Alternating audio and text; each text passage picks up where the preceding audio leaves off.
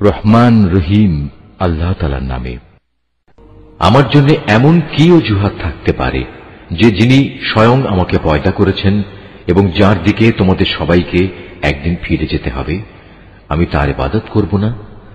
আমি কি তাকে বাদ দিয়ে অন্য কোনো মাবুদ গ্রহণ করতে যাব? অথচ দয়াময় আল্লাহ তাআলা যদি আমার কোনো ক্ষতি করতে চান, তাহলে ওদের কোনো সুপারিশই তো আমার কোনো কাজে আসবে না, না তারা কেউ আমাকে ক্ষতি থেকে উদ্ধার করতে পারবে। এ সত্ত্বেও যদি আমি এমন কিছু করি, তাহলে আমি সুস্পষ্ট গুমরাহিতে নিমজ্জিত হয়ে যাব। আমি তো এই গুমরাহির বদলে তোমাদের মালিকের উপরই ঈমান এনেছি। অতএব তোমরা আমার কথা শোনো। এ ব্যক্তিটির আল্লাহর পথে নিহত হওয়ার পর তাকে বলা হল, যাও তুমি গিয়ে এবার জান্নাতে প্রবেশ করো। সেখানে গিয়ে জান্নাতের নিয়ামত দেখে সে বলল, আফসোস, যদি আমার জাতি এ কথাটা জানতে পারত। আমার মালিক আমাকে মাফ করে দিয়েছেন এবং আমাকে তিনি সম্মানিত মানুষদের দলে শামিল করে নিয়েছেন। তার হত্যাকাণ্ডের পর তাদের শায়েস্তা করার জন্য আমি তার জাতির উপর আসমান থেকে কোনো বাহিনী পাঠাইনি, না এ ক্ষুদ্র কীটদের শাস্তি দেওয়ার জন্য আমার তেমন কোনো বাহিনী পাঠানোর প্রয়োজন ছিল। আমি যা করেছি তা ছিল একটিমাত্র বিকট গর্জন, তাতেই ওরা সবাই নিথর নিস্তব্ধ হয়ে গেল। বড়ই আফসোস এমন সব বান্দাদের উপর, তাদের কাছে এমন একজন রসুলও আসেনি যাদের তারা ঠাট্টা বিদ্রুপ করেনি। তারা কি এ বিষয়টি লক্ষ্য করেনি যে তাদের আগে আমি কত জাতিকে বিনাশ করে দিয়েছি, যারা কোনোদিনই আর তাদের দিকে ফিরে আসবে না, বরং তাদের সবাইকে একদিন আমার সামনে এনে জড়ো করা হবে। তাদের শিক্ষার জন্য আমার কুদরতের একটি নিদর্শন হচ্ছে এই মৃত জমিন, যাকে আমি আসমান থেকে পানি বর্ষণ করে জীবন দান করি এবং তা থেকে শস্য দানা বের করে আনি। তা থেকেই তারা নিজ নিজ অংশ ভক্ষণ করে।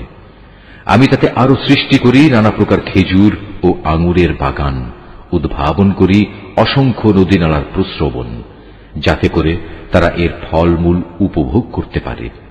আসলে এগুলোর কোনোটাই তো তাদের হাতের সৃষ্টি নয়। এত সত্ত্বেও কি তারা কৃতজ্ঞতা আদায় করবে না?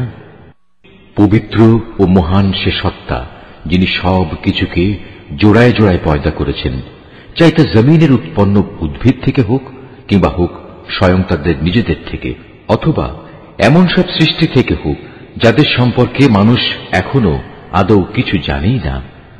তাদের জন্য আমার আরেকটি নিদর্শন হচ্ছে এই রাত। আমি তা থেকে দিনকে অপসারিত করি, ফলে এরা সবাই একসময় অন্ধকারে আচ্ছন্ন হয়ে পড়ে। সূর্য তার জন্য নির্ধারিত সুনির্দিষ্ট গণ্ডির মাঝে আবর্তন করে। এটা হচ্ছে মহাপরাক্রমশালী সর্বজ্ঞ আল্লাহ তাআলারই সুনির্ধারিত নিয়ন্ত্রণ ব্যবস্থা। আরো রয়েছে চাঁদ, তার জন্য আমি বিভিন্ন কক্ষ নির্ধারণ করেছি। কক্ষ পরিক্রমণের সময় ছোট হতে হতে তা একসময় এমন ক্ষীণ হয়ে পড়ে যেন তা পুরনো খেজুরের একটি পাতলা ডাল। সূর্যের এ ক্ষমতা নেই যে সে চাঁদকে নাগালের মাঝে পাবে, না রাত দিনকে ডিঙিয়ে আগে চলে যেতে পারবে। মূলত চাঁদ, সূরজ সহ এরা প্রত্যেকেই শূন্য লোকে সাঁতার কেটে চলেছে। তাদের জন্য আরেকটি নিদর্শন হচ্ছে, আমি তাদের বংশধরদের এক সময়ে একটি ভরা নৌযানে আরোহণ করিয়েছিলাম। তাদের নিজেদের জন্য সে নৌকার মতো যানবাহন আমি সৃষ্টি করেছিলাম, যাতে মাল সম্পদ সহ তারা আরোহণ করছে। অথচ আমি চাইলে মাল সামানা সহ এদের সবাইকে ডুবিয়ে দিতে পারি। সে অবস্থায় তাদের ফরিয়াদ শোনার মতো কেউই থাকবে না, না এদের তখন উদ্ধার করা হবে। হ্যাঁ, একমাত্র আমার অনুগ্রহই ছিল যা তাদের নিজ নিজ মঞ্জিলে পৌঁছে দিয়েছিল, এবং এটা ছিল এক সুনির্দিষ্ট কাল পর্যন্ত এ বৈষয়িক সম্পদ উপভোগ করার সুযোগ। যখন তাদের বলা হয়, তোমরা তোমাদের সামনে যে আযাব রয়েছে তাকে ভয় করো, ভয় করো যা কিছু পেছনে আছে তাকেও, আশা করা যায় তোমাদের উপর দয়া করা হবে। তাদের মালিকের নিদর্শন সমূহ থেকে তাদের কাছে এমন কোন নিদর্শন আসেনি যা থেকে তারা মুখ ফিরিয়ে নেয়নি। এমনি ভাবে যখন তাদের বলা হয়, আল্লাহ তাআলা তোমাদের যে জীবনোপকরণ দিয়েছেন তা থেকে কিছু অংশ অন্যদের জন্য ব্যয় করো, তখন এই কাফেররা ঈমানদারদের বলে, আমরা কেন তাদের খাওয়াতে যাব যাদের আল্লাহ তাআলা ইচ্ছে করলে নিজেই খাবার দিতে পারতেন? হে নবী, তুমি বলো, আসলেই তোমরা সুস্পষ্ট গুমরাহিতে নিমজ্জিত আছো। তারা বলে, তোমরা যদি সত্যবাদী হও তাহলে বলো কিয়ামতের এ প্রতিশ্রুতি কবে পূর্ণ হবে। এসব প্রশ্নের মাধ্যমে এরা আসলে যে বিষয়টির জন্য অপেক্ষা করছে তা তো হবে একটি মহাগর্জন। তা এদের হঠাৎ করে পাকড়াও করবে এবং তখনও দেখা যাবে তারা এ ব্যাপারে বাক বিতণ্ডা করেই চলেছে। এ সময় তারা শেষ ওসিয়তটুকু পর্যন্ত করে যেতে সক্ষম হবে না, না তাদের আপন পরিবার পরিজনদের কাছে আর কোনদিন ফিরিয়ে আনা হবে। যখন দ্বিতীয়বার সিঙায় ফুৎকার দেওয়া হবে তখন মানুষগুলো সব নিজেদের কবর থেকে বেরিয়ে নিজেদের মালিকের দিকে ছুটতে থাকবে। তারা হতভম্ব হয়ে একে অপরকে বলবে, হায় কপাল আমাদের, কে আমাদের ঘুম থেকে এমনি করে জাগিয়ে তুলল। এ সময় ফেরেশতারা বলবে, এ হচ্ছে তাই কিয়ামত। দয়াময় আল্লাহ তাআলা তোমাদের কাছে যার ওয়াদা করেছিলেন, নবী রসুলরাও এ ব্যাপারে সত্য কথা বলেছিলেন। মূলত এই কিয়ামত অনুষ্ঠানটি সিঙার এক মহা গর্জন ছাড়া আর কিছুই নয়। এই গর্জনের পর সাথে সাথে সবাইকে হাসরের ময়দানে আমার সামনে এনে হাজির করা হবে। অতঃপর ঘোষণা হবে, আজ কারো প্রতি বিন্দু মাত্র জুলুম করা হবে না। আজ তোমাদের শুধু সেটুকুই প্রতিদান দেয়া হবে যা তোমরা দুনিয়ায় করে এসেছ। সেদিন অবশ্যই জান্নাতের অধিবাসীরা মহা আনন্দে বিভোর থাকবে।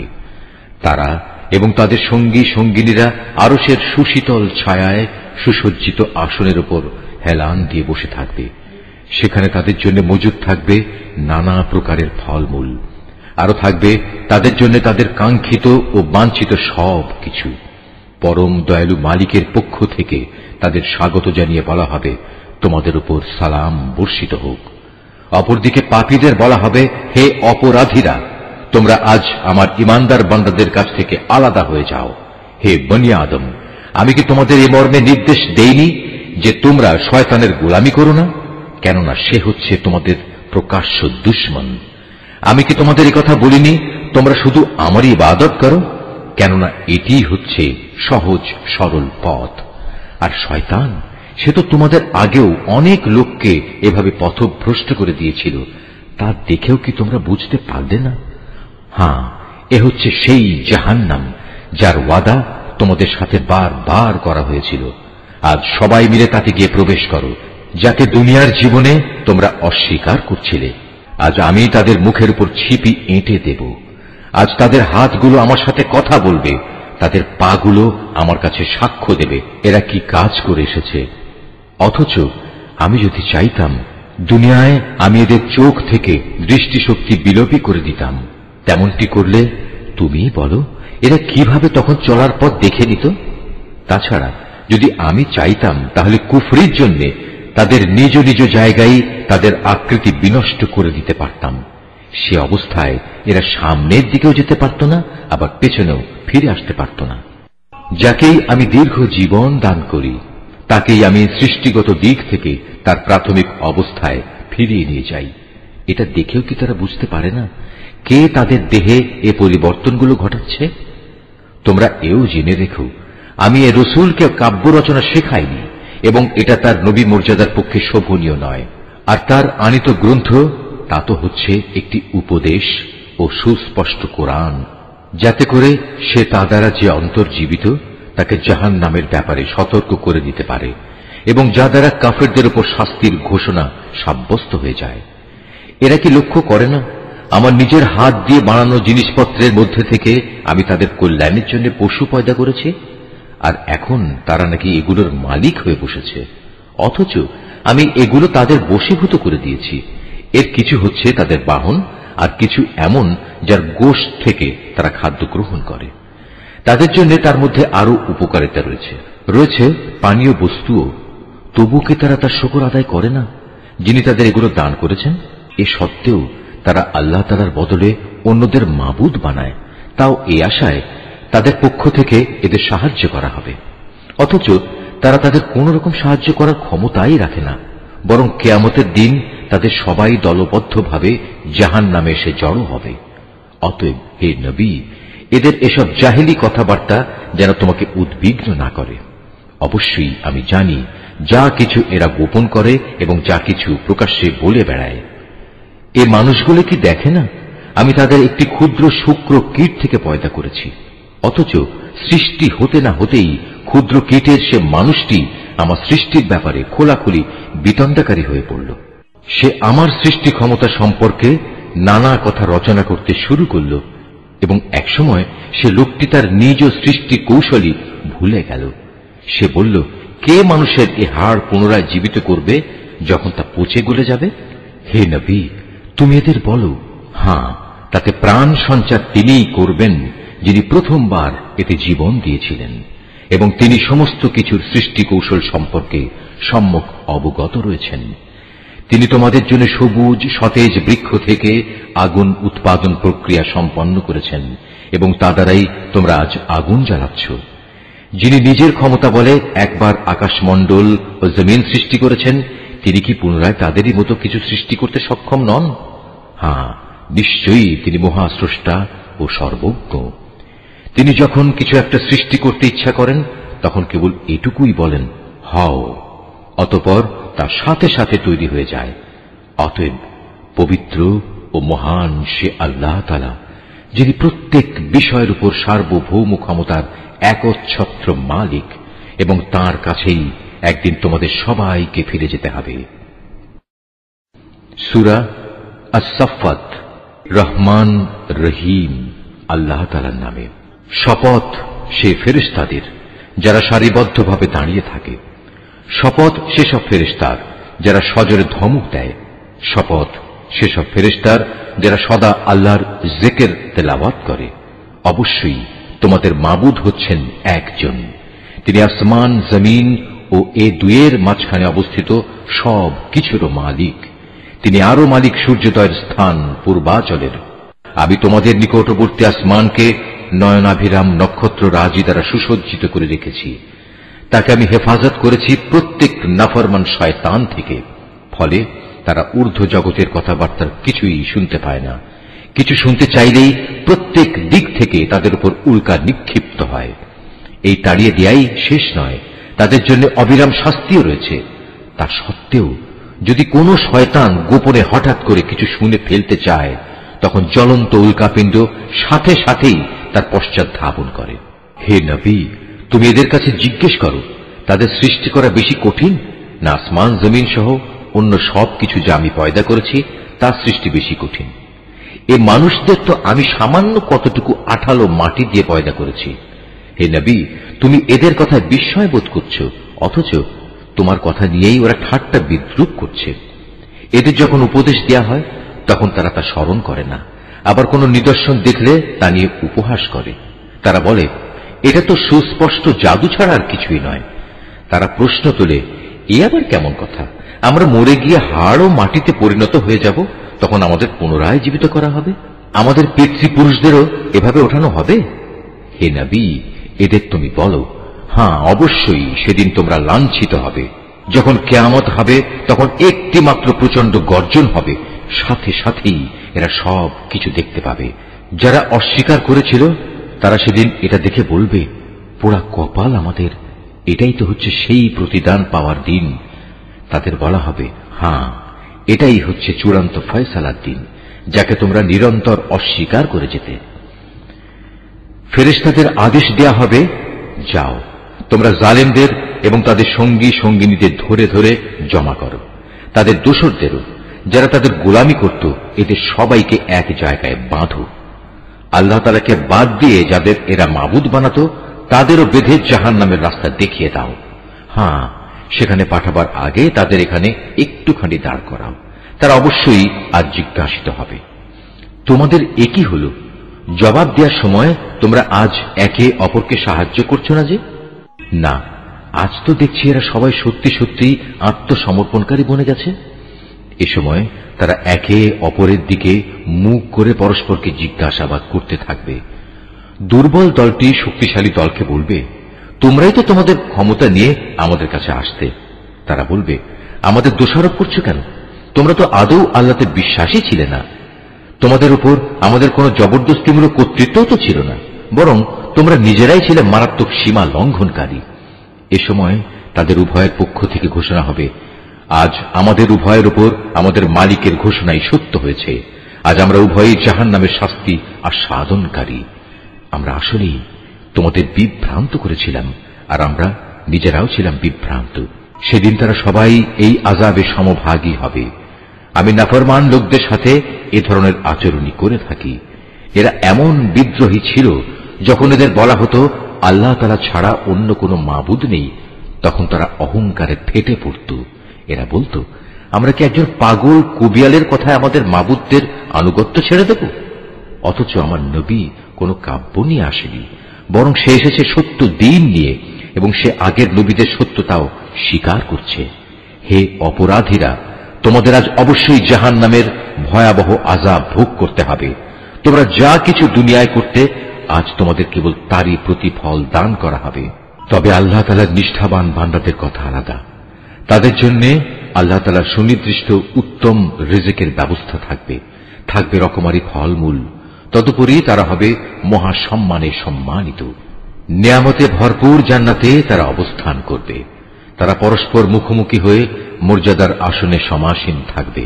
ঘুরে ঘুরে বিশুদ্ধ সুরা তাদের পরিবেশন করা হবে, শুভ্র ও সমুজ্জ্বল, যা হবে পানকারীদের জন্য সুস্বাদু। তাতে কোন রকম মাথা ঘুরানির মতো ক্ষতিকর কিছু থাকবে না, এবং তার কারণে তারা মাতালও হবে না। তাদের সাথে আরো থাকবে সলজ্জ, নম্র ও আয়তলোচনা তরুণীরা। তারা যেন সযত্নে লুকিয়ে রাখা ডিমের মতো উজ্জ্বল গৌর বর্ণ সুন্দরী। অতঃপর এর জান্নাতের অধিবাসীরা একজন আরেকজনের দিকে ফিরে নিজেদের হাল অবস্থা জিজ্ঞেস করবে। এই সময় তাদের মাঝ থেকে একজন বলে উঠবে, হ্যাঁ, দুনিয়ার জীবনে আমার একজন সাথী ছিল, যে আশ্চর্য হয়েই আমাকে বলতো, তুমিও কি কিয়ামত বিশ্বাসীদের একজন? তুমিও কি বিশ্বাস করো আমরা যখন মরে যাব এবং যখন হাড্ডি ও মাটিতে পরিণত হয়ে যাব, তখন আমরা পুনরুত্থিত হব এবং আমাদের সবাইকে আমাদের কাজকর্মের প্রতিফল দেয়া হবে? এ সময় আল্লাহর পক্ষ থেকে ডাক আসবে, আচ্ছা, তোমরা কি একটু উঁকি দিয়ে তোমাদের সে সাথীকে এক নজর দেখতে চাও? অতঃপর সে একটু ঝুঁকে তাকে দেখতে পাবে। সে রয়েছে জাহান্নামের ঠিক মাঝখানে। তাকে আযাবে জ্বলতে দেখে সে বলবে, আল্লাহ তাআলার কসম, দুনিয়াতে তুমি তো আমাকে প্রায় ধ্বংসই করে ফেলছিলে। আমার উপর আমার মালিকের অনুগ্রহ না থাকলে আমিও আজ তোমার মতো আযাবে গ্রেফতার করা এই লোকদের দলে শামিল থাকতাম। হ্যাঁ, এখন তো আমাদের আর মৃত্যু হবে না। অবশ্য আমাদের প্রথম মৃত্যুর কথা আলাদা। এখন তো আমাদের আর কোন রকম আযাবও দেয়া হবে না। সমস্যারে তারা সবাই বলবে, অবশ্যই এটা হচ্ছে এক বড় ধরনের সাফল্য। এ ধরনের মহা সাফল্যের জন্য কর্ম সম্পাদনকারীদের অবশ্যই কাজ করে যাওয়া উচিত। বলতো, আল্লাহর বান্দাদের জন্য এই মেহমানদারি ভালো, না আযাবের জাক্কুম বৃক্ষ ভালো? জালেমদের জন্য আমি তার বিপদ স্বরূপ বানিয়ে রেখেছি। মূলত তা হচ্ছে এমন একটি গাছ যা জাহান্নামের তলদেশ থেকে উদ্গত হয়। তার ফলগুলো এমন বিশ্রী, মনে হবে তা বুঝি এক একটা শয়তানের মাথা। যারা জাহান্নামের অধিবাসী তারা এ থেকেই ভক্ষণ করবে এবং এ দিয়েই তাদের পেট ভর্তি করবে। অতঃপর তার উপর ফুটন্ত পানি ও পুঁজ মিলিয়ে তাদের পান করার জন্য দেয়া হবে। তারপর নিঃসন্দেহে তাদের প্রত্যাবর্তন স্থান হবে অতলান্ত জাহান্নামের দিকে। নিঃসন্দেহে তারা তাদের পিতামাতাকে গোমরা হিসেবে পেয়েছে। তারপরেও নির্বিচারে তারা তাদের গোমরা পিতামাতাদের পদাঙ্ক অনুসরণ করে চলেছে। তাদের আগে তাদের পূর্ববর্তীদের অধিকাংশ লোকও এভাবে গোমরা হয়ে গিয়েছিল। তাদের মধ্যেও আমি সতর্ককারী নবী পাঠিয়েছিলাম। অতএব হে নবী, তুমি একবার চেয়ে দেখো, যাদের এভাবে সতর্ক করা হয়েছিল তাদের কি ভয়াবহ পরিণাম হয়েছে। অবশ্য আল্লাহ তাআলার নিষ্ঠাবান বান্দাদের কথা আলাদা। তারা আযাব থেকে একান্ত নিরাপদ। একসময় নূহ সাহায্য চেয়ে আমাকে ডেকেছিল। তার জন্য কত উত্তম সাড়া দানকারী ছিলাম আমি। তাকে এবং তার পরিবার পরিজনদের আমি এক মহা সংকট থেকে উদ্ধার করেছি। তারই বংশধরদের আমি দুনিয়ার বুকে অবশিষ্ট রেখে দিয়েছি। অনাগত মানুষদের মাঝে আমি তার উত্তম স্মরণ অব্যাহত রেখেছি। সৃষ্টিকুলের মাঝে নূহের উপর সালাম বর্ষিত হোক। অবশ্যই আমি এভাবে সৎ কর্মপরায়ণশীলদের পুরস্কৃত করি। নিঃসন্দেহে সে ছিল আমার মোমেন বান্দাদের অন্যতম। অতঃপর তার জাতির অবশিষ্ট কাফের সকলকে আমি বন্যার পানিতে ডুবিয়ে দিয়েছি। নূহের পথ অনুসারী দলের মাঝে ইব্রাহিমও ছিল একজন। যখন সে বিশুদ্ধ মনে তার মালিকের কাছে হাজির হয়েছিল, যখন সে তার পিতা ও তার জাতিকে জিজ্ঞেস করেছিল, হায়, তোমরা সবাই এসব কিসের পূজা করছো? তোমরা কি আল্লাহকে বাদ দিয়ে মন গড়া মাবুদদেরই পেতে চাও? বলো, এই সৃষ্টিকুলের মালিক সম্পর্কে তোমাদের ধারণা কি? অতঃপর সে একবার সত্যের সন্ধানে তারকা রাজির দিকে তাকাল। অতঃপর বলল, সত্যি আমি অসুস্থ। অতঃপর লোকেরা তার থেকে নিরাশ হয়ে সবাই চলে গেল। পরে সে চুপি চুপি তাদের দেবতাদের মন্দিরের কাছে গেল এবং দেবতাদের প্রতি তামাশা ছেড়ে বলল, কি ব্যাপার, এত প্রসাদ এখানে পড়ে আছে, তোমরা খাচ্ছ না যে? এ কি হলো তোমাদের? তোমরা কি কথাও বলো না? অতঃপর সে ওদের উপর সবলে আঘাত হানল। লোকেরা যখন এটা শুনল, তখন তারা দৌড়াতে দৌড়াতে তার দিকে ছুটে এলো। তাকে এ বিষয়ে জিজ্ঞেস করলে সে বলল, তোমরা কি এমন কিছুর পূজা করো যাতে তোমরা নিজেরাই পাথর খোদাই করে নির্মাণ করো, অথচ আল্লাহ তাআলাই তোমাদের সৃষ্টি করেছেন এবং সৃষ্টি করেছেন তোমরা যা কিছু মাবুদ বানাও তাদেরও? এ কথা শুনে তারা একজন আরেকজনকে বলল, তার জন্য একটি অগ্নিকুণ্ড প্রস্তুত করো এবং তাতে আগুন জ্বালাও। অতঃপর সে জ্বলন্ত আগুনে তাকে নিক্ষেপ করো।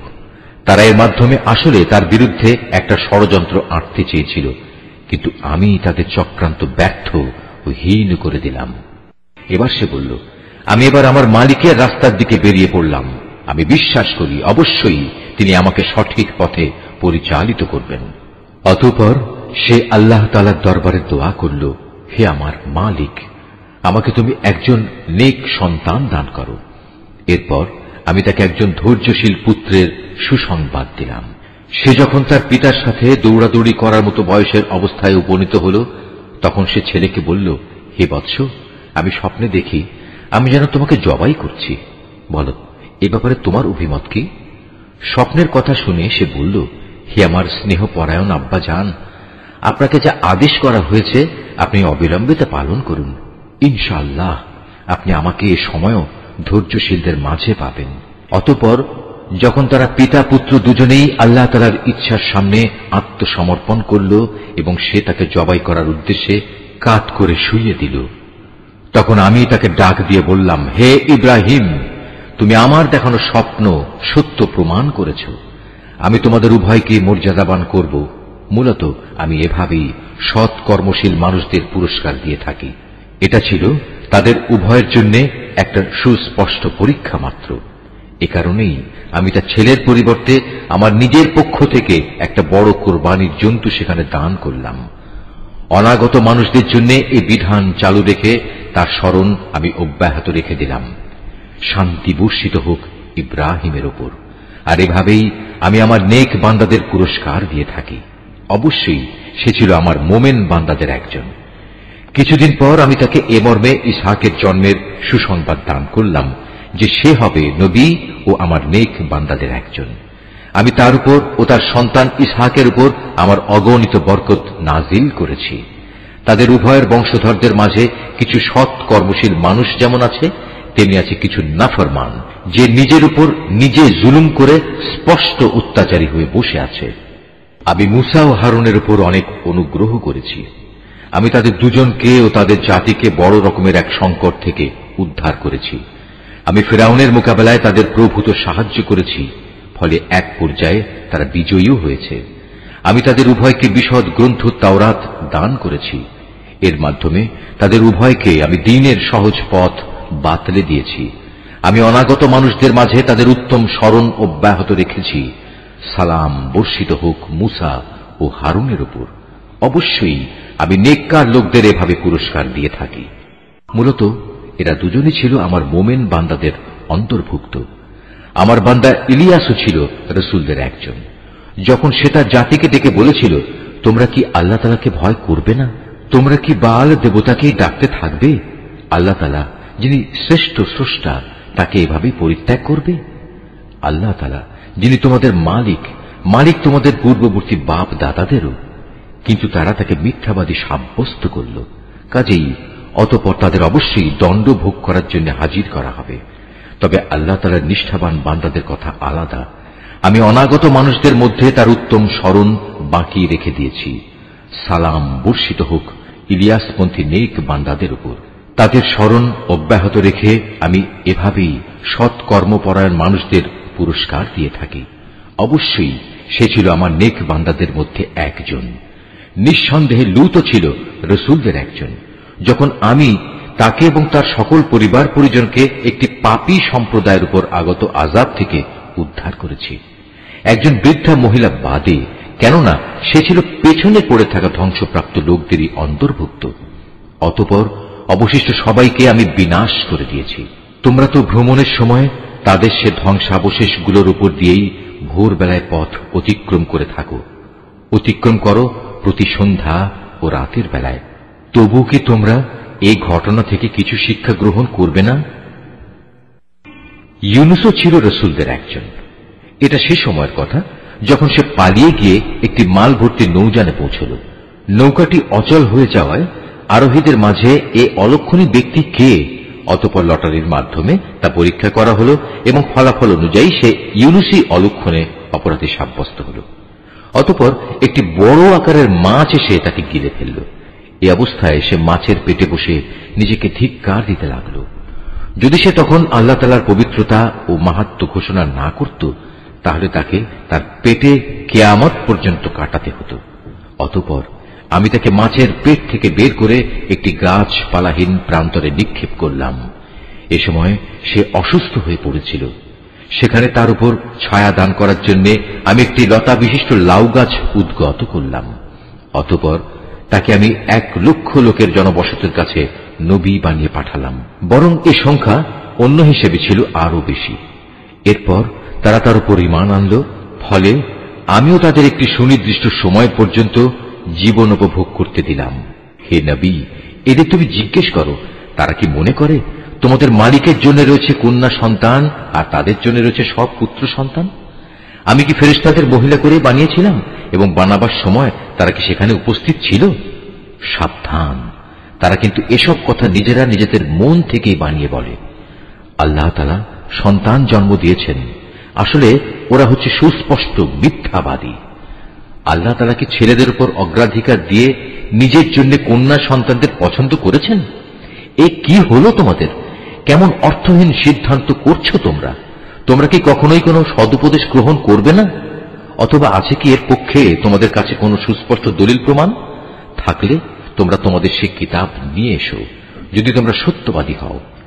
এ লোকেরা আল্লাহ তাআলা ও জিন জাতির মধ্যে একটা সম্পর্ক স্থির করে রেখেছে, অথচ জিনেরা জানে অন্য বান্দাদের মতোই তারা আল্লাহ তাআলার আদেশের অধীন, এবং তাদের মধ্যে যারা বদকার তাদের অবশ্যই শাস্তির জন্য একদিন নিয়ে আসা হবে। এরা আল্লাহ তাআলা সম্পর্কে যেসব বেহুদা কথাবার্তা বলে, আল্লাহ তাআলা তা থেকে পবিত্র ও মহান। তবে হ্যাঁ, যারা আল্লাহ তাআলার নিষ্ঠাবান বান্দা তারা আলাদা। অতএব হে কাফেররা, তোমরা এবং তোমরা যাদের গোলামি করো সবাই মিলেও তাদের আল্লাহ তাআলা সম্পর্কে বিভ্রান্ত করতে পারবে না। তোমরা কেবল তাদেরই গোমরা করতে পারবে যারা জাহান্নামের অধিবাসী। ফেরেশতাদের কথা স্বতন্ত্র, কেননা তারা বলেছিল আমাদের মধ্যে থেকে প্রত্যেকের জন্য একটি নির্ধারিত পবিত্র স্থান রয়েছে।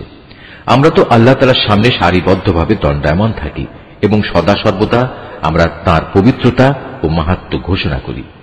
এসব লোকেরাই কোরআন নাজিলের আগে বলতো, পূর্ববর্তী লোকদের কেতাবের মতো যদি আমাদের কাছেও কোনো উপদেশ গ্রন্থ থাকত, তাহলে তার বদৌলতে আমরাও আল্লাহ তাআলার নিষ্ঠাবান বান্দা হয়ে যেতাম। অতঃপর যখন তাদের কাছে আল্লাহর কিতাব এলো, তখন তারা তা অস্বীকার করল। অচিরেই তারা এই আচরণের পরিণাম জানতে পারবে। আমার খাস বান্দা রসুলদের ব্যাপারে আমার এই কথা সত্য হয়েছে। তারা অবশ্যই সাহায্য প্রাপ্ত হবে এবং আমার বাহিনী সর্বশেষে বিজয়ী হবে। অতএব হে নবী, কিছু কালের জন্য তুমি এদের উপেক্ষা করো, তুমি তাদের অবস্থা পর্যবেক্ষণ করতে থাকো। অচিরেই তারা বিদ্রোহের পরিণাম দেখতে পাবে। এরা কি তাহলে সত্যি আমার আযাব ত্বরান্বিত করতে চায়? এর আগে যাদের এভাবে সতর্ক করা হয়েছিল, তাদের আঙিনায় যখন শাস্তি নেমে এলো, তখন গজব নাজিলের সে সকালটা তাদের জন্য কত মন্দ ছিল।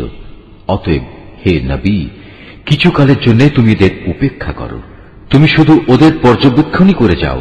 শীঘ্রই ওরা সত্য প্রত্যাখ্যানের পরিণাম নিজেরাই প্রত্যক্ষ করবে। পবিত্র তোমার মালিকের মহান সত্তা। তারা তাঁর সম্পর্কে যা কিছু অর্থহীন কথাবার্তা বলে, তিনি তা থেকে পবিত্র, অনেক বড়, সকল ক্ষমতার একক অধিকারী। অনাবিল শান্তি বর্ষিত হোক রসুলদের ওপর। সমস্ত প্রশংসা নিবেদিত সৃষ্টিকুলের মালিক আল্লাহ তাআলার জন্য। সূরা সাদ। রহমান রহিম আল্লাহ তাআলার নামে। সাদ। উপদেশ ভরা এ কোরআনের শপথ, তুমি অবশ্যই আল্লাহ তাআলার একজন রাসূল। কিন্তু কাফেররা এ ব্যাপারে ঔদ্ধত্য ও গোঁড়ামিতে ডুবে আছে। এদের আগে আমি কত জনপদকে ধ্বংস করে দিয়েছি। আযাব আসার পর তারা সাহায্যের জন্য আর্তনাদ করেছে, কিন্তু সে সময় তাদের পালানোর কোনো উপায় ছিল না। এরা একথার উপর আশ্চর্য বোধ করেছে যে তাদের কাছে তাদেরই মাঝ থেকে একজন সতর্ককারী নবী এলো। নবীকে দেখে কাফেররা বলল, এ হচ্ছে একজন জাদুকর, মিথ্যাবাদী। সে কি অনেক মাবুদকে একজন মাবুদ বানিয়ে নিয়েছে? এটা তো এক আশ্চর্যজনক ব্যাপার ছাড়া কিছুই নয়। তাদের সর্দাররা এই বলে মজলিস থেকে সরে পড়ল, যাও, তোমরা তোমাদের দেবতাদের ইবাদতের উপরই ধৈর্য ধারণ করো। নিশ্চয়ই এর দাওয়াতের মধ্যে কোনো অভিসন্ধি লুকোনো রয়েছে। আমরা তো এসব কথা আগের বিধান খ্রিস্টবাদের মধ্যে শুনিও নি। আসলে এ একটি মন গড়া উক্তি ছাড়া আর কিছুই নয়। আমাদের মধ্যে সেই কি একমাত্র ব্যক্তি যার উপর উপদেশসমূহ নাজিল হল? মূলত ওরা তো আমার নাজিল করা উপদেশ এ কোরআনের ব্যাপারেই সন্দিহান। আসলে তারা তখনও আমার আযাবের স্বাদ আস্বাদনই করেনি। হে নবী, তাদের কাছে কি তোমার মালিকের অনুগ্রহের ভাণ্ডার পড়ে আছে, যিনি মহাপরাক্রমশালী ও মহান দাতা? আসমান সমূহ ও জমিনের মধ্যবর্তী সমস্ত কিছুর উপর আছে কি তাদের কোনো সার্বভৌমত্ব? থাকলে তারা সিঁড়ি লাগিয়ে আসমানে আরোহণের ব্যবস্থা করুক। অন্য বহু বাহিনীর মতো এ বাহিনীও পরাজিত হবে। এদের পূর্বেও রাসূলদের এভাবে মিথ্যাবাদী বলেছিল নূহ, আদ ও কিলক বিশিষ্ট ফেরাউনের জাতি, সামুদ, লূত সম্প্রদায় এবং বনের অধিবাসীরাও। তারা তাদের স্ব স্ব নবীকে মিথ্যাবাদী বানিয়েছে। প্রভাব প্রতিপত্তির দিক থেকে বড় বড় দল তো ছিল সেগুলোই। ওদের প্রত্যেকেই রাসূলদের মিথ্যাবাদী বলেছে। ফলে আমার আযাবের ফয়সালা ওদের উপর প্রযোজ্য হয়ে গেল। এরা অপেক্ষা করছে এক মহা গর্জনের, আর তখন কারো কিন্তু কোনো অবকাশ থাকবে না। এই নির্বোধ লোকেরা বলে, হে আমাদের মালিক, বিচার দিনের আগেই আমাদের পাওনা তুমি মিটিয়ে দাও। হে নবী, এরা যেসব কথাবার্তা বলে তুমি এর উপর ধৈর্য ধারণ করো এবং এজন্য আমার শক্তিমান বান্দা দাউদকে স্মরণ করো। সে ছিল আমার প্রতি নিবিষ্ট।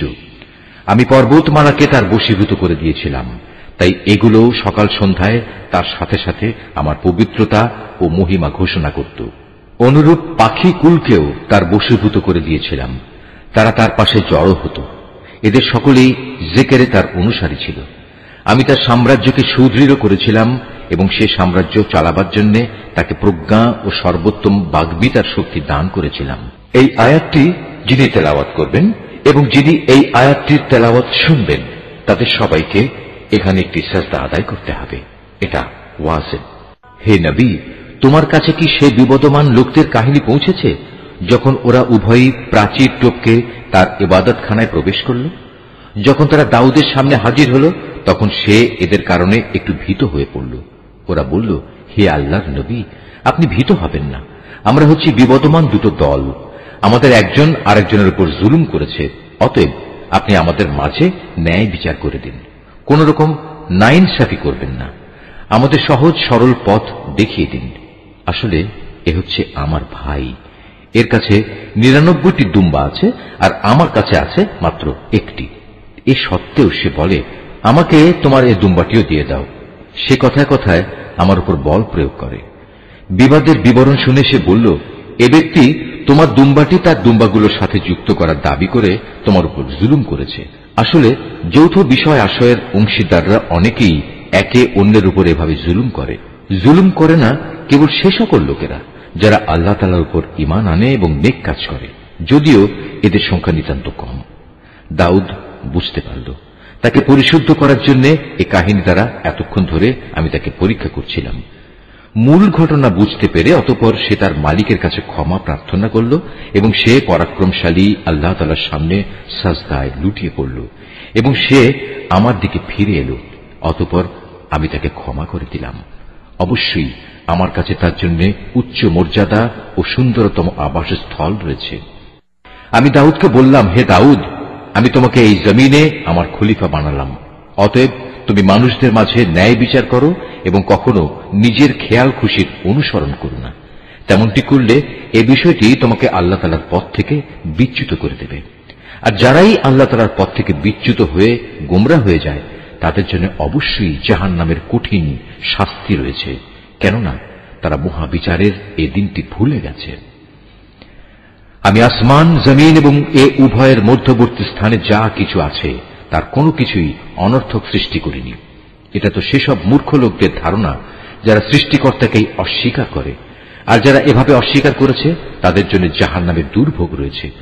যারা ঈমান এনেছে এবং নেক কাজ করেছে, আমি কি তাদের সেসব লোকের মতো করে দেব যারা জমিনে বিপর্যয়কারী সেজে বসে আছে? অথবা আমি কি পরহেজগার লোকদের গুনাহগারদের মতো একই দলভুক্ত করব? আমি এই মোবারক গ্রন্থটি তোমার উপর নাজিল করেছি যাতে করে মানুষ এর আয়াতসমূহের ব্যাপারে চিন্তা গবেষণা করতে এবং জ্ঞানবান লোকেরা তা থেকে উপদেশ গ্রহণ করতে পারে। আমি দাউদকে ছেলে হিসেবে সুলাইমান দান করেছি। সে ছিল আমার উত্তম একজন বান্দা। সে অবশ্যই ছিল তার মালিকের প্রতি নিষ্ঠাবান। এক অপরাহ্নে যখন তার সামনে দ্রুতগামী ও উৎকৃষ্ট কয়েকটি ঘোড়া পেশ করা হল, তখন সে বলল, আমি তো আমার মালিকের স্মরণ ভুলে এদের প্রীতিতে মজে গিয়েছিলাম। এদিকে দেখতে দেখতে সূর্যও প্রায় ডুবে গেছে। নামাজের কথা চিন্তা না করে সে বলল, কোথায় সে ঘোড়া? সেগুলো আমার সামনে নিয়ে এসো। এগুলো আনা হলে সেগুলোর পা ও গলদেশ সমূহে স্নেহের হাত বুলিয়ে দিল এবং এদের ভালোবাসায় নামাজ ভুলে যাওয়ার জন্য দুঃখ প্রকাশ করল। আমি নানাভাবেই সুলাইমানকে পরীক্ষা করেছি। একবার তার সিংহাসনের উপর একটি নিষ্প্রাণ দেহ আমি রেখে দিয়েছিলাম, যাতে করে সে আমার ক্ষমতা বুঝতে পারে। অতঃপর সে আরো বেশি আমার দিকে ফিরে এলো। সে আরো বলল, হে আমার মালিক, যদি আমি কোনো ভুল করি তুমি আমাকে ক্ষমা করো।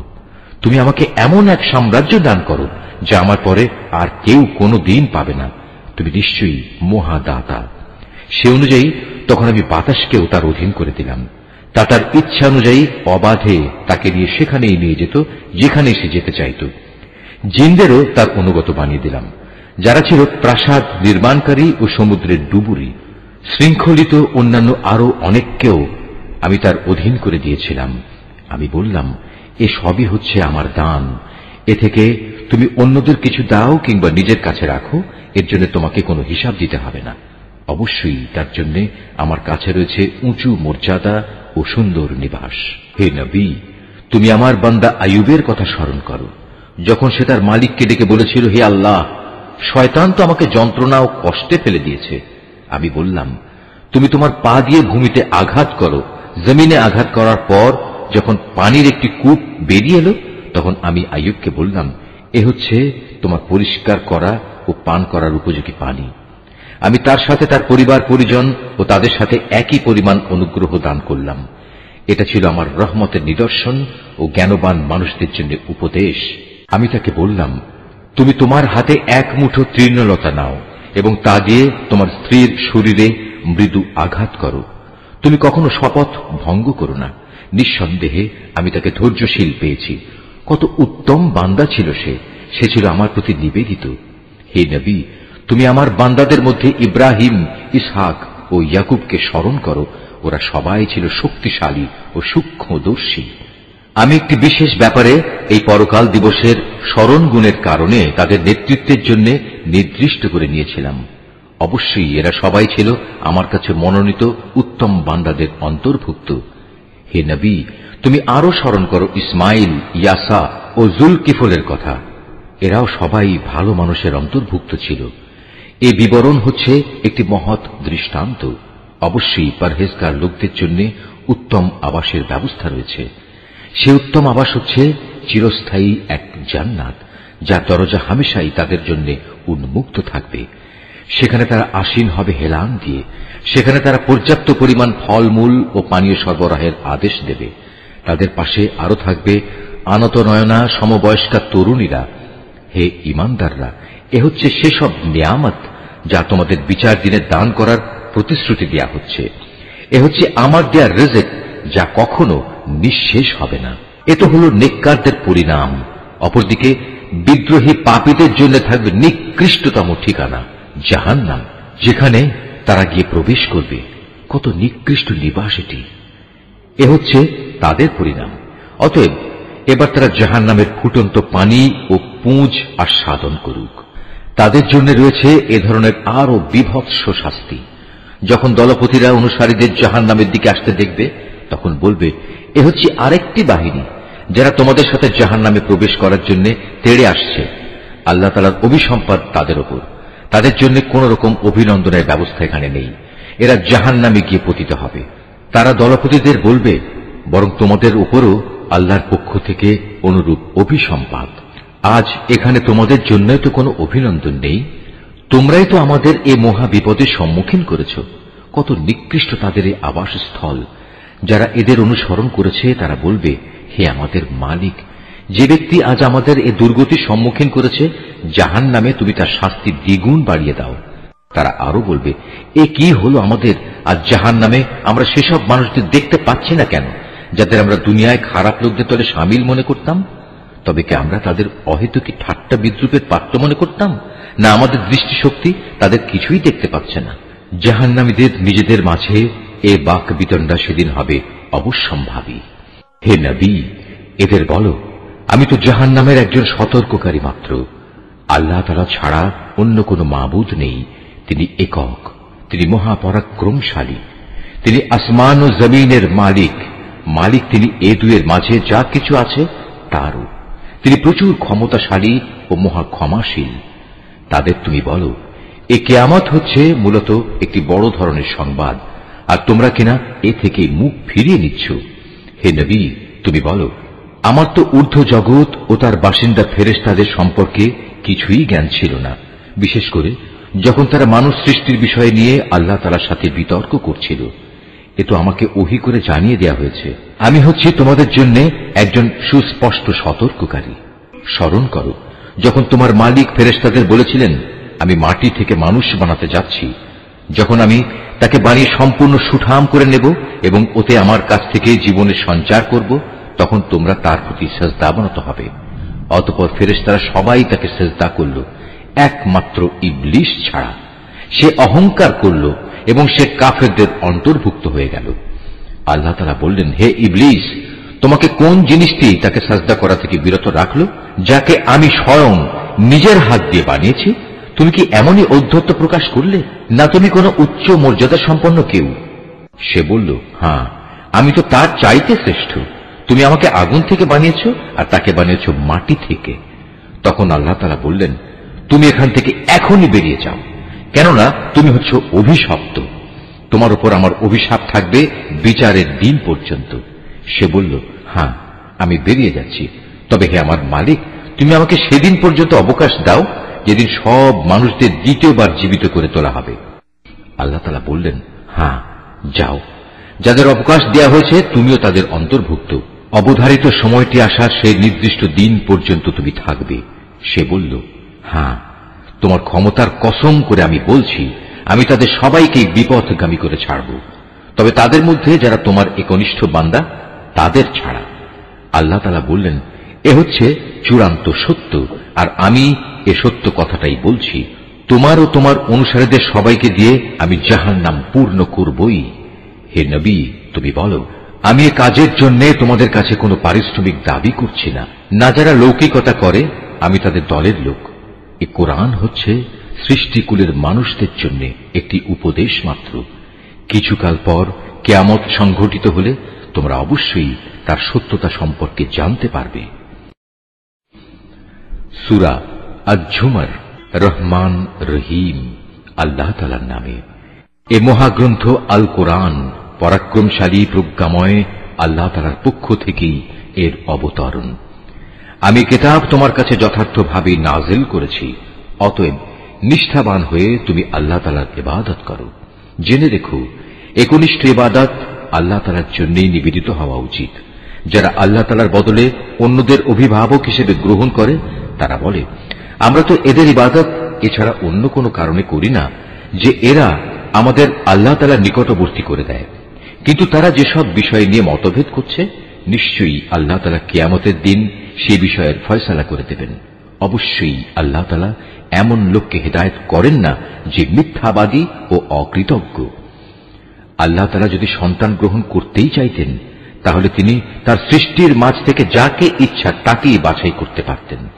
তার সত্তা অনেক পবিত্র, তিনি আল্লাহ তাআলা, তিনি একক ও মহাপরাক্রমশালী। তিনি আসমান ও জমিন সুপরিকল্পিতভাবে সৃষ্টি করেছেন। তিনি রাতকে দিনের উপর বিছিয়ে দেন, আবার দিনকে রাতের উপর লেপ্টে দেন। তিনি সূর্য ও চন্দ্রকে একটি নিয়মের অধীন করে রেখেছেন। এগুলো সবই একটি সুনির্দিষ্ট সময় পর্যন্ত নিজ নিজ কক্ষপথে বিচরণ করতে থাকবে। জেনে রেখো, তিনি পরাক্রমশালী ও পরম ক্ষমাশীল। তিনি তোমাদের সবাইকে আদমের একই সত্তা থেকে পয়দা করেছেন। অতঃপর তিনি সেই সত্তা থেকে তার যুগল বানিয়েছেন এবং তিনি তোমাদের জন্য 8 প্রকার পশুর বিধান অবতীর্ণ করেছেন। তিনি তোমাদেরকে তোমাদের মায়েদের পেটে পর্যায়ক্রমে পয়দা করেছেন। তিনি অন্ধকারে একের পর এক অবয়ব দিয়ে গেছেন। এ হচ্ছেন আল্লাহ তাআলা, তিনি তোমাদের মালিক। তার জন্যই সার্বভৌমত্ব, তিনি ছাড়া কোনো মাবুদ নেই। তারপরেও তোমরা কোথায় কোথায় ঠোকর খেয়ে চলেছ? হে মানুষ, তোমরা যদি আল্লাহ তাআলার কুফরি করো তাহলে জেনে রেখো, আল্লাহ তাআলা তোমাদের কারোই মুখাপেক্ষী নন।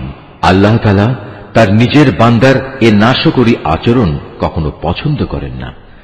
তোমরা যদি তার কৃতজ্ঞতা আদায় করো তাহলে তিনি তোমাদের উপর সন্তুষ্ট হবেন। কিয়ামতে কেউই কারো গুনাহের ভার উঠাবে না। অতঃপর তোমাদের তার কাছে ফিরে যেতে হবে এবং সেদিন তিনি তোমাদের বিস্তারিত বলে দেবেন তোমরা কি করতে। তিনি নিশ্চয়ই জানেন যা কিছু অন্তরের ভেতরে লুকিয়ে থাকে। নিয়ম হচ্ছে, মানুষকে যখন কোনো দুঃখ কষ্ট স্পর্শ করে তখন সে একনিষ্ঠভাবে তার মালিকের দিকে ধাবিত হয়। পরে যখন আল্লাহ তাআলা তার কাছ থেকে নিয়ামত দিয়ে তার উপর অনুগ্রহ করেন তখন সে যে জন্য আগে আল্লাহ তাআলাকে ডেকেছিল তা ভুলে যায়। সে আল্লাহ তাআলা সমকক্ষ বানায় যাতে করে সে অন্যদের আল্লাহ তাআলার পথ থেকে বিভ্রান্ত করে দিতে পারে।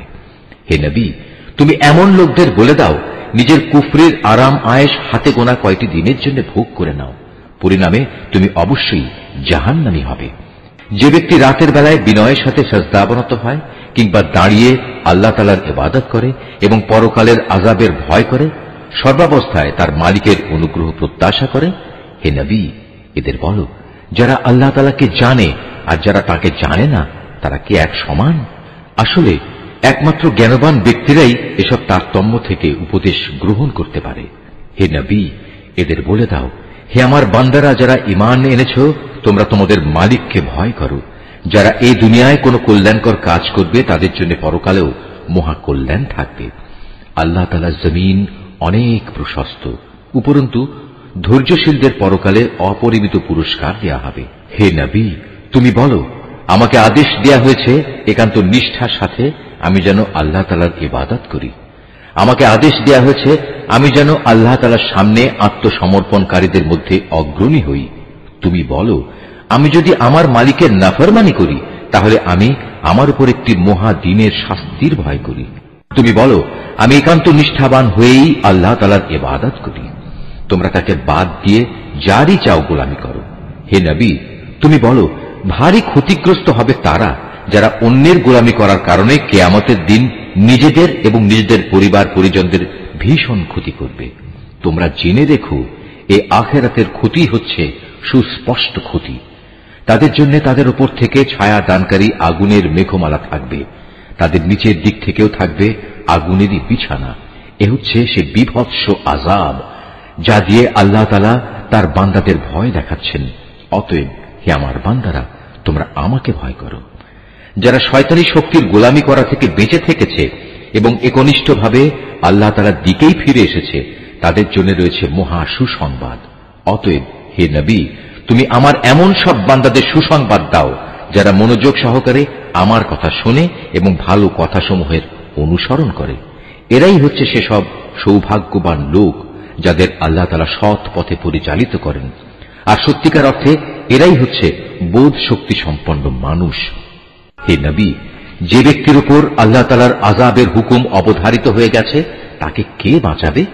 তুমি কি তাকে বাঁচাতে পারবে যে জাহান্নামে চলে গেছে? তবে যারা তাদের মালিককে ভয় করে তাদের জন্য বেহেশতে প্রাসাদের উপর প্রাসাদ বানানো থাকবে, যার পাদদেশে ঝর্ণাধারা প্রবাহিত থাকবে। এটা হচ্ছে আল্লাহ তাআলার ওয়াদা, আর আল্লাহ তাআলা কখনো তার ওয়াদা বরখেলাফ করেন না।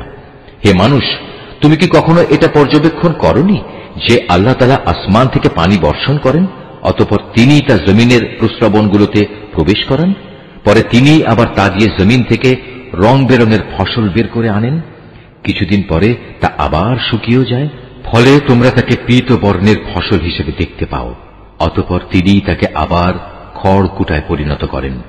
অবশ্যই এতে এই নিয়মের মধ্যে জ্ঞানবানদের জন্য বড় রকমের উপদেশ রয়েছে। অতঃপর তুমি বলো, হে নবী, যার অন্তরকে আল্লাহ তাআলা ইসলামের জন্য উন্মুক্ত করে দিয়েছেন, সে ব্যক্তি তার প্রতিপালকের পক্ষ থেকে পাওয়া একটি হেদায়েতের নূরের উপর রয়েছে। দুর্ভোগ হচ্ছে সেসব লোকের জন্য যাদের অন্তর আল্লাহ তাআলার স্মরণ থেকে কঠোর হয়ে গেছে। মূলত এরাই সুস্পষ্ট গুমরাহিতে নিমজ্জিত রয়েছে। আল্লাহ তাআলা সর্বোৎকৃষ্ট বাণী নাজিল করেছেন, তা এমন উৎকৃষ্ট কিতাব যার প্রতিটি বাণী পরস্পরের সাথে সামঞ্জস্যশীল, অভিন্ন, যেখানে আল্লাহর ওয়াদাগুলো বারবার পেশ করা হয়েছে। যারা তাদের মালিককে ভয় করে, এ কিতাব শোনার ফলে তাদের চামড়া ও শরীর কেঁপে ওঠে, অতঃপর তাদের দেহ ও মন বিগলিত হয়ে আল্লাহ তাআলার স্মরণে ঝুঁকে পড়ে। এ কিতাব হচ্ছে আল্লাহ তাআলার হেদায়েত। এর দ্বারা তিনি যাকে চান তাকে সঠিক পথ দেখান। আল্লাহ তাআলা যাকে গুমরাহ করেন তার আসলেই কোনো পথ প্রদর্শক নেই। যে ব্যক্তি কিয়ামতের দিন তার মুখের দ্বারা কঠিন শাস্তি ঠেকাতে চাইবে, সে কি তার মতো হবে যাকে সে শাস্তি থেকে নিরাপদ রাখা হয়েছে? সেদিন জালেমদের বলা হবে, তোমরা দুনিয়ায় যা কামাই করেছিলে আজ তারই মজা ভোগ করো। তাদের আগের লোকেরাও নবীদের উপর মিথ্যা আরোপ করেছে, আর এমন দিক থেকে আল্লাহ তাআলার আযাব তাদের উপর এসে তাদের গ্রাস করল যে তারা টেরই পায়নি। অতঃপর আল্লাহ তাআলা তাদের দুনিয়ার জীবনে অপমানিত করলেন, তাদের জন্য আখিরাতের আযাব হবে আরো গুরুতর। কত ভালো হতো যদি তারা কথাটা জানত। আমি কোরআনে মানুষদের বোঝানোর জন্য ছোট বড় সব ধরনের উদাহরণই পেশ করেছি, যাতে করে তারা উপদেশ গ্রহণ করতে পারে। এ কোরআন আমি বিশুদ্ধ আরবি ভাষায় নাজিল করেছি, এতে কোনো জটিলতা নেই। এর উদ্দেশ্য যেন তারা আল্লাহ তাআলার নাফরমানি থেকে বাঁচতে পারে। আল্লাহ তাআলা তোমাদের বোঝার জন্য একটি উদাহরণ উপস্থাপন করেছেন। উদাহরণটি হচ্ছে দুজন মানুষের। এদের একজন মানুষ হচ্ছে গোলাম, যার বেশ কজন মালিক রয়েছে, যারা আবার পরস্পর বিরোধী, প্রত্যেকেই গোলামটিকে নিজের দিকে টানতে চাচ্ছে। আর এক ব্যক্তি যে কেবল একজনেরই গোলাম। তুমি বলো, হে নবী, এই দুজন গোলাম কি এক সমান হবে? না, কখনো নয়। সমস্ত প্রশংসা আল্লাহ তাআলার, কিন্তু তাদের অধিকাংশ লোকই জানে না। অবশ্যই একদিন তুমি মারা যাবে, তারাও নিঃসন্দেহে একদিন মৃত্যু মুখে পতিত হবে। অতঃপর নিজেদের কাজের জন্য একে অপরকে দায়ী করে তোমরা কিয়ামতের দিন তোমাদের মালিকের সামনে বাক বিতণ্ডা করতে থাকবে। নিশ্চয়ই আল্লাহ যা বলেছেন সত্য বলেছেন।